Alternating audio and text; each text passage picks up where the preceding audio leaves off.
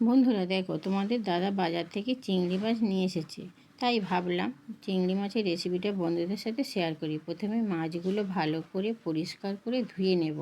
তারপর মাছগুলোতে পাতিলেবুর রস, পরিমাণ মতো নুন, হলুদ গুঁড়ো ও লাল লঙ্কা গুঁড়ো দিয়ে ভালো করে মেখে আধা ঘন্টা রেখে দেব। এবার অপর দিকে একটি মিক্সিতে 2 চামচ কালো সর্ষে, 2 চামচ সাদা সর্ষে, 5 থেকে 6টা কাজু বাদাম, 2 চামচ সর্ষের তেল ও একটু জল দিয়ে ভালো করে ব্লেন্ড করে নেব। দেখো বন্ধুরা, আমার সর্ষের পেস্টটা এখানে কত সুন্দর হয়েছে। তাহলে চলো বন্ধুরা, রান্নাটা শুরু করা যাক। এবার কড়াইতে তেল গরম করে চিংড়ি মাছগুলো হালকা ভেজে নেব, বেশি ভাজবো না। আবার ওই তেলে আলুগুলো হালকা ভেজে নেব। আর একটু কড়াইতে তেল দিয়ে জিরের ফোড়ন দেব।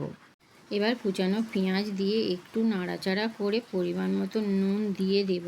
তারপর আদা রসুন বাটা দিয়ে দেব ও টুকরো করা টমেটো দিয়ে নাড়াচাড়া করে কয়েকটা কাঁচা লঙ্কা দেব।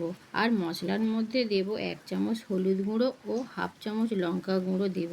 মশলা কষানো হয়ে এলে সর্ষের পেস্টটা দিয়ে অল্প জল দিয়ে 2 থেকে 3 মিনিট কষানো হয়ে এলে ভাজা আলুগুলো দিয়ে আর একটু নেড়েচেড়ে পরিমাণ মতন জল দেব।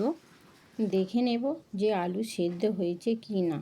সেদ্ধ হয়ে এলে চিংড়ি মাছ দিয়ে 2 থেকে 3 মিনিট ফুটিয়ে উপর থেকে ধনেপাতা ছড়িয়ে নামিয়ে নেব।